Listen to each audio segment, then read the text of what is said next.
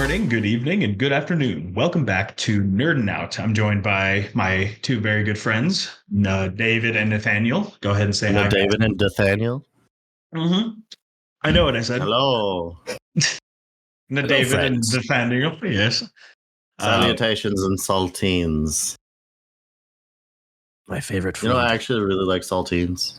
They are very dry, but I don't know. I just get a lot of joy from them. I feel like it's a good snacking cracker. I don't like you get something to drink, obviously, and then yes, you just pop them in. Like I like that. Yeah, a good saltine. It's not something that I'm gonna go for every time, but like no, if I see a sleeve of saltine crackers, I'm like, I'm gonna eat a couple of those. It is a difficult swallow if you don't chew, which is the only way. Yeah, that's why you need a drink on hand. That's why you need a drink on hand to swallow that chunk of desert. Well, I was gonna say it doesn't really get to the desert point for me because I just swallow them whole, and they like cut the edge of my esophagus as they go down. It's a really nice feeling if you hate yourself. Stop. No one does that. Anyway, stop. I found saltines to be the poor man's pretzel, but equally. They very much is the poor man's pretzel. That's actually accurate.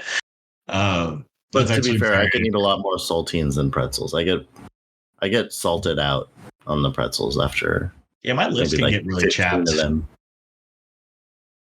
My lips can get really chapped with like pretzels and stuff, but I like the big bread pretzels more. I like the pretzel rods. I like those. Oh yes. I think I'd go for those more than the actual like little tiny like pretzels. Yeah, I'd rather kill someone for some pretzel rods than for pretzels. I couldn't agree more. You don't have to do that. That's not required. Justifiable. No, Nathaniel. I just want to kill someone. Okay, I want to feel someone not feel something. I want to feel something. I'm sure it's a euphoric feeling that you will chase forever and ever. That's why you swallow the saltines whole. Yeah, just ask Garth Brooks. He'll tell you. Oh. Is that the dude who died who like sang Abomination music or something? No, he didn't. No, he didn't die. He's just there's like a joke going around that he's like a secret serial killer. I mean, I believe it. The only time I kill cereals in the morning. That's not true at night. What's your guys' go-to cereal? Not grape nut. We're asking you what is, not what is. Not what is not. Not grape nut. I love Fruit Loops, and honestly, I love Life, the cereal. It's ironic. We're talking about cereal. Yeah. Same. Not the board game. Straight up Cheerios, Honey Nut Cheerios, probably. I could eat that. Dry order. Yeah, I was going to say, you need to lower your cholesterol anyway. Yeah, that's legit why. You need to lower your heart rate anyway. Yeah. Between that and what's the collab that Honey Nut? No, not Onion Nut. Onion Nut? Oh, that is not cereal taste. They have Lay's. No, what's the one? It's the Lay's with juice. What's the one that Cheerios did at collab where it was the Honey Bunches of Cheerios, where it was Honey Bunches of Oats and Honey Nut Cheerios. Bunches of Oats is actually a really underrated cereal. I really like Honey Bunches. Yeah. Actually, that's the cereal. That's some actually really good stuff, actually. Yeah, in my adult life, it's a cereal I've bought the most. My go-to is Captain Crunch. I can't go wrong with Captain Crunch. You can only have like 1.5 bowls of it before it starts cutting up your mouth, but that 1.5 bowls is glorious. And it's good to see that you're not on the side of things where you're the Cinnamon Toast Crunch person who just loves to consume sugar by the pound and by the gram. Well, yeah. Oh no, like I feel diabetic by the end of one bowl. Yeah, that was my brother Daniel's favorite. He loved Cinnamon Toast Crunch. Yeah, I can tell. Is he still with us? Let's be honest. Daniel loved eating in general. Is he still fat? Yes. I was gonna say, is he still alive? I mean, yeah. I don't know how much of his body's alive still. He's better now. No, he's worked on himself. He probably can't feel 3 of his toes, but no, he's worked on himself. Only 3 toes he has left. Yeah. You only need 3. The pinky, the big toe, and the one in the middle, just in case you lose your hands, you can flip someone off still. Exactly. Exactly. Yoda. Cool. So we like to talk about anime on this show. We like to explore different facets of anime and things like that. We do recognize that some anime are hard to get into, and that you could get recommended a show by a close friend, and then you go to watch it, and it's hard to watch, and maybe you kind of get turned off immediately and you can't go back to it. We're here to talk about just the different anime that we've experienced, or maybe we know people that we maybe recommended shows to that have come back to us and said, hey, this is kind of, not really for me.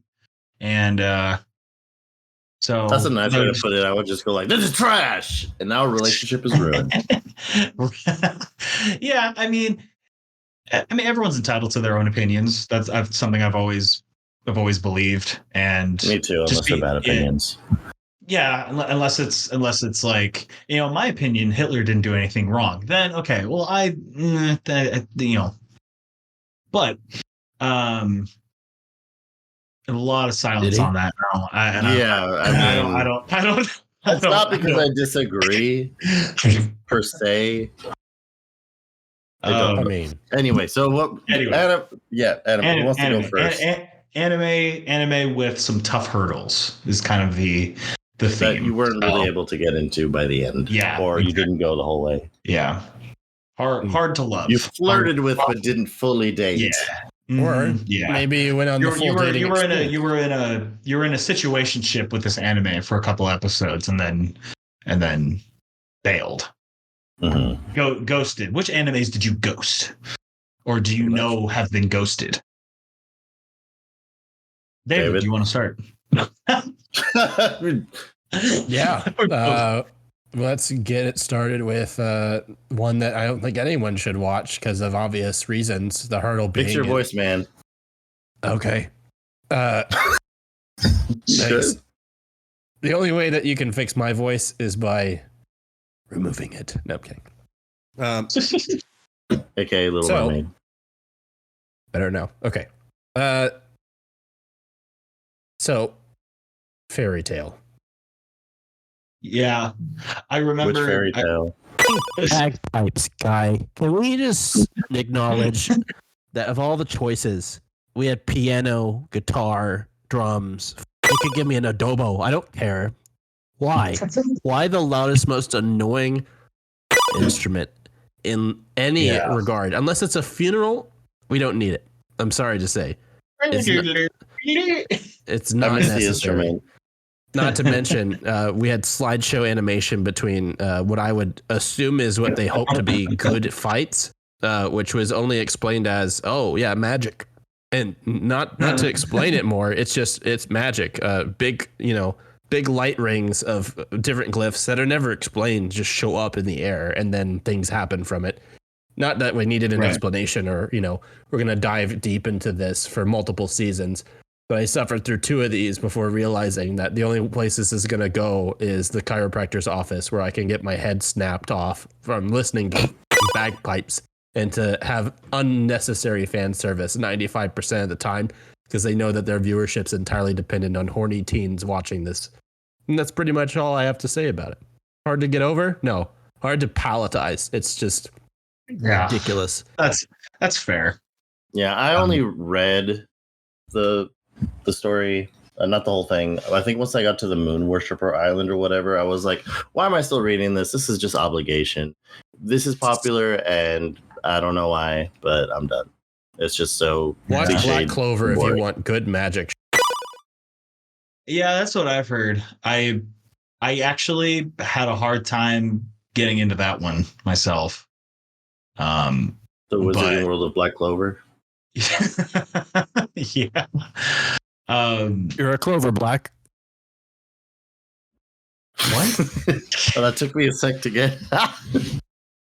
But you're a Clover Blackie. Whoa. Okay. Whoa. Anyway, you're a wizard, Harry. You're a wizard, Harry. You're a Harry wizard. So he's Irish. Yeah, exactly. I think I don't know. The first episode, the main protagonist was just screaming the entire time, and I was just like, I don't want another one of these. I can't. Pretty much. I just can't. And my friend Doug told me, he was like, "Oh, Black Clover is really good," and I'm like, "Okay." And he goes, "It's like, I have to warn you, there's a lot of screaming in the first couple episodes by the main, but it gets better." And I'm like, "Okay." And literally the first scene where you see him, he's just like. And I'm like, no, I'm not doing this. I don't want to do this right now. And I'll probably go back to it eventually. But like at the first, I was watching the first like minute of it, and I turned it off. I couldn't even finish the episode. I was just so like, okay, nah, I'm done. What are the reasons? Is this one of your picks? It was kind of one that I just threw in there. What my biggest the first one that really came to mind wasn't really one that I had a hard time watching. I know that it has people have problems with watching it. Is A Darling in the Franxx, just because of like the visuals of it are could be very like fan servicey, and that can turn off a lot of people. So I understand that part. Of it. Well, no, I did. Well, that's what I'm saying is it's like I didn't pick this one as in like I couldn't get through it. It was just more of like I picked this one because I know people that couldn't, because like the first couple episodes were like, okay, it's literally they're driving these robots in doggy style. Like, this is stupid. And I'm like, and like at base value, yes, that is the case. But I think, if people actually sat down and tried to listen to the story, they could get more out of it. But I understand why that is the anime that that's kind of like, you have to get through the first couple episodes and you kind of have to ignore some of the obvious stupid shit to really enjoy it. Is there another reason, or just curious? I think the real point this man's trying to make is that he's not an ass man, and the whole thing appeals to ass men. I mean, biggest man.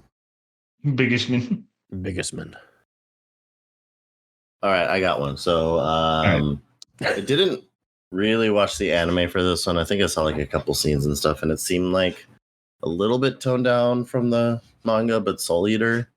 So back when I was reading a crap ton of manga, I kind of went from anime to manga because I was like, I like the source material more because there's more to it. It explores stuff a little more and doesn't have filler. At the time, a lot of anime had filler. So I started reading Soul Eater because it was one of the popular ones. And at first the story is pretty interesting. I mean, it's way too fan servicey in a very uncomfortable way because most of the characters that are some of the characters are like being taken advantage of, and I think a lot of them were underage, which is like so gross. Like, there's this one character, I don't even remember characters' names, but she was like had this like spirit on her back, like lived in her back, and it would like come out and like molest her. Like, I kid you not. I think they took that a lot of that out of the anime, but I couldn't do it anymore. I was like, the story's interesting and I like a lot of the characters, but I can't do this anymore. I want to say I was a teenager at the time, or maybe I was like 20, but it doesn't matter. It was just nasty, and like a lot of I think it was the weapons were like spirits and like were people that you interacted with. Shinigami, I think it was Shinigami Sensei or something. He was like the ruler of the underworld, and Death the Kid was a pretty cool character. He had like dual wielding pistols, and there was a lot of comedy and stuff, but at some point I couldn't do it anymore. I was too uncomfortable with the like pedo stuff in it. I think it was probably a mixture of the fact that they had the manga already being made and they were catching up to it too quick, and they were like, hey, let's do what we can to cut out things and catch up to the manga, which helped because they did cut out a lot of the pretty like blatantly lewd things. Like the first couple episodes, they had it just for, hey, let's get the teens hooked on this with the promise of, obvious fan service. Like the first 10 minutes of the first episode. Yeah, we got the huge Globus woman. Yeah. Who ended up being a cat. So it's like, okay, I guess. But yeah, it was just, I think it was a combination of they knew what they needed to cut, but they also had too much to they had too much to do in order to make it palatable for TV, which actually cut their time probably much shorter. Because if I remember some pieces of the manga, there's like multiple pages where that's all it is basically just smut. And it's like, oh, okay, that's what I picked this up for, apparently. But yeah. Yeah. I mean, that might be the reason you picked it up. It was not the reason I picked it up. Okay. You got another one? I do. So Goblin Slayer is a very difficult one for me because I think everybody understands by now, like anime, especially like anime that uses heavy gore, is not necessarily. It wasn't necessarily like a bad thing that they went that way with it. This Goblin Slayer, much like the name suggests, you kind of have to go in the way of being a much more violent visual anime. Which I'm fine with. I've seen Berserk, I've seen Hellsing, I've seen Devilman Crybaby, and some of those are a bit unpalatable. This one was particularly hard to palatize after the first episode and the way that they kind of introduced the very jarring experience of a small party encountering goblins and one particular female surviving and then being assaulted in a not PC way, and yes, she got rapid. Yeah, thank you. She went to Macy's and got it wrapped, and Martha Stewart did not serve time for that. She should have. She going through that was enough to make me be like, I really couldn't care less about how they take this story, because if that's your first, like, that's like going to a restaurant and saying, hey, I'll have whatever the chef's gonna serve me, chef's choice, whatever, and he brings out an appetizer and it's just uncooked donkey dick. It's like, this is what? And then you're just gonna expect the rest of the meal to be equally bad, and that's kind of how it was for me. Was I just had such a lack of like, get a bad taste in your mouth after the first episode. Yeah, because donkey tastes terrible. So I was just like, this is awful. How would you know that, David? So I just stopped watching after the third episode. And after that point, I just was like, I couldn't, because every episode at the Viking, like, that was in my head. It was in the back of my head. I'm like, oh, when is Eddie Murphy's character gonna schlong it up? But no, I was good. I was good not. And so I dropped that like a bad attitude.